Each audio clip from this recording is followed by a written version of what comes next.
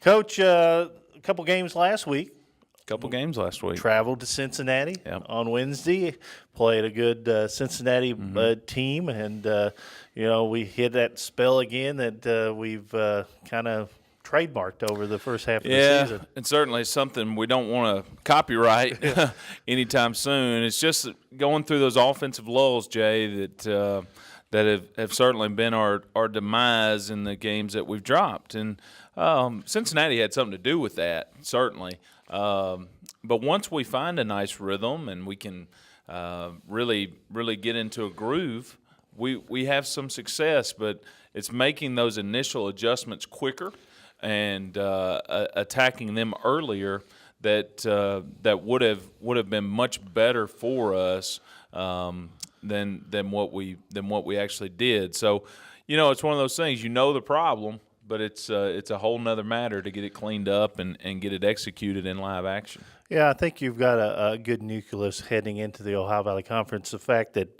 you played a tough schedule. Yeah. I mean, you take the likes of Western Kentucky and you take Cleveland State at Cleveland State. Yeah. Anytime you go on the road, you're going to have a challenge.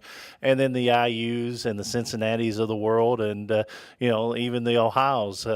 It's a tough schedule for a bunch of young freshmen to try to mix. But the Ohio Valley Conference will come around, and it's a guard-oriented conference. Well, it's just nice to know that we've done in every game that we've played.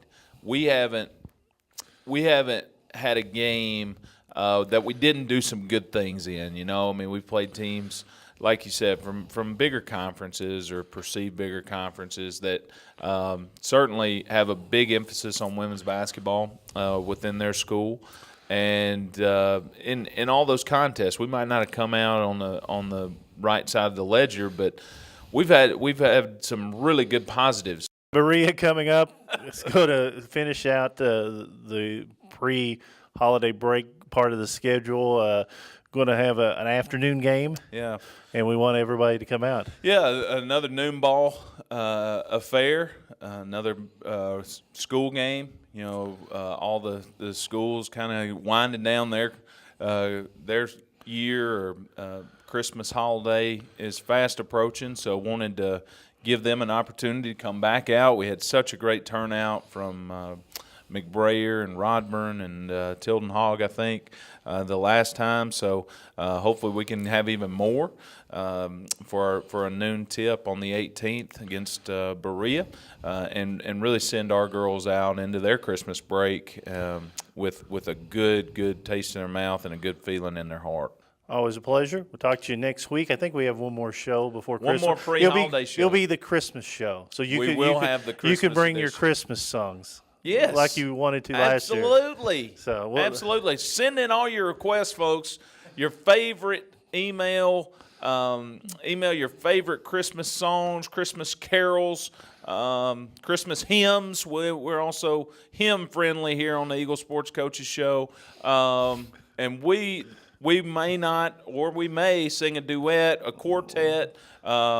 We might have just an athletic department-wide caroling session. Could break out spontaneously. I think you ought to bring your staff down and sing a song for us. The whole staff work on it all week. Yeah, they've got to support their lead. Yeah. I mean, I'm clearly the lead guy in that group. By far. I got to have some good backup singers. Coach Hodges and the B team. I think that'd be what we. Tom Hodges and the Pips. That's yes.